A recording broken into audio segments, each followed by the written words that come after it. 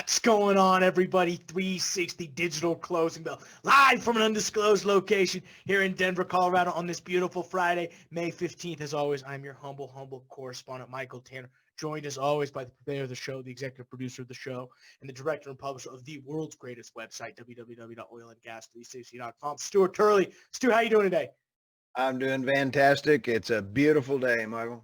Busy week. It is almost the weekend. We can see it now, only a short few minutes, and the weekend has arrived. We have a great show lined up for you. We're just going to talk about this insane oil price over the past 3 weeks, and if we expect that to continue. Stu's got some interesting things from the international news desk, digital ticker, a lot of green. But first, if you are not subscribed to the 360 Digital Closing Bell on iTunes, Spotify, or Entercom's YouTube, please stop this show. Do it right now. It's the best place and way to stay up to date on everything from an energy finance perspective. We just dropped an episode this morning, which I think was one of our best yet. They come to you every day, 2 o'clock, live on YouTube, as you're seeing us now.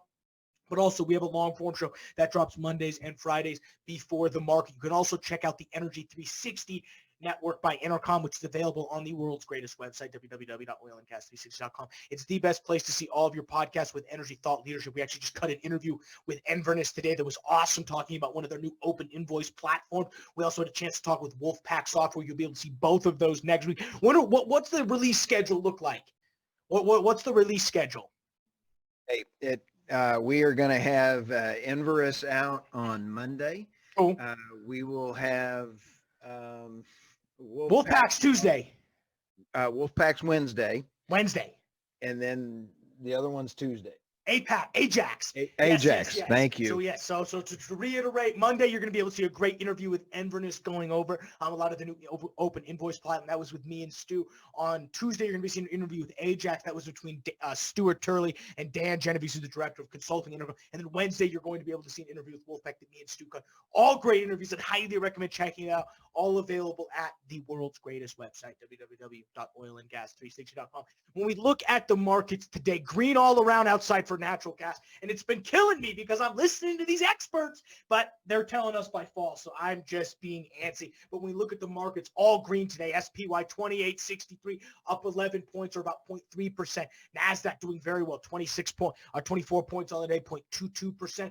91.17, good number to see out of the NASDAQ. Dow Jones racing about 60 points, only about a quarter percentage point, 23,685. So really a flat day for equities. Crude oil, though, doing very well. Front end of the curve, 29.67, flirting with $30. High on the day was 29.78. So we didn't quite see that elusive 30 mark, but if we will most likely see that next week. I don't know. Back into the curve for crude oil, only about $34.08 right now. That's only a 1.4% increase. Natural gas only red on the day. Front end of the curve, $1.64.7, down about 3 pennies. Back end of the curve, 12-month strip, $2.78, about a 0.6% drop. XOP, which are E&P securities contract, which is our aggregate for all of our E&P security stocks, 47.94, about a 0.6% increase. So stocks on average doing about 1% dead, which is good to see in terms of securities.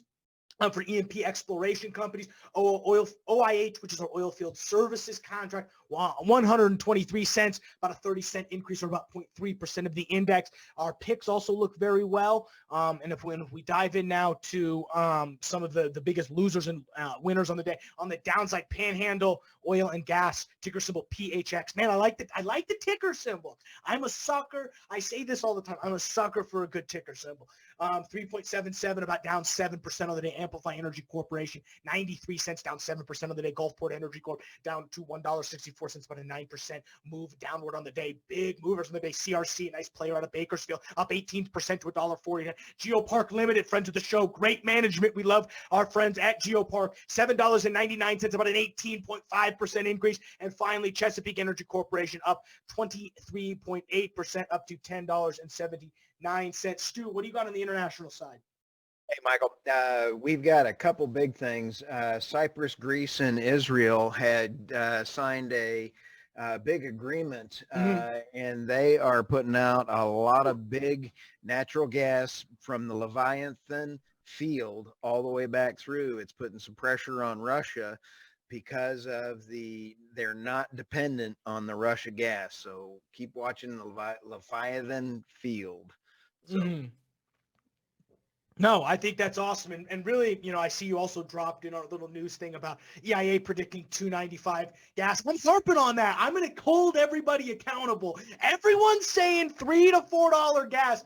I'm starting to get skeptical just because I'm a contrarian by nature. Michael, I still think that we're going to be over the 350 range. Okay. EIA is not always accurate, so they're at 295.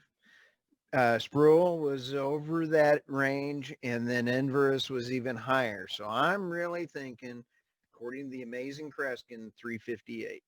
Okay, 358. I love it, and we'll make that. Really, my one big thing is just look at oil this week, up 6% today, up 9% on the whole week. What does this look like going forward? We've had 3 weeks of gains, and really all of these gains are on the back of just increasing demand numbers. We've seen traffic consumption continue to come up. We've seen refinery demand continue to come up. On Wednesday, we saw a draw from Cushing, a 3 million barrel draw from Cushing. Who would have expected that? And really the question is what's going to happen moving forward. I mean, this week obviously was demand. Do we think, because obviously, another article that I saw this week, the CME is still prepping for it's 10 days from now contract flips. So they're prepping for negative pricing. I saw an article, Interactive Brokers, $104 million hit from not being able to take the negative pricing last month. The question is regulators are now setting people up to do it this week, but we're seeing oil at $30. Are we going to see an absolute collapse of the price down? I'm unsure. I think we've passed the negative pricing portion. I think there's enough storage available in Cushing that we're not going to actually get to a storage issue. I know it's all booked out, but then I do think these demand numbers are starting to come back. We've seen refineries, especially in the Northeast, starting to turn back on. The EIA about 10 days ago released a really, really nice refinery report that had some very positive numbers, specifically for the Northeast, which has been hit hardest by the virus. So I really don't think negative pricing is coming, and that's really, I think, my overall takeaway from this week is we've seen such an increase in oil. I don't think we're going to see negative pricing, but who knows? We will find out on contract day. And with that, you guys can go ahead. Oh, sorry, you want to jump in here, Stu?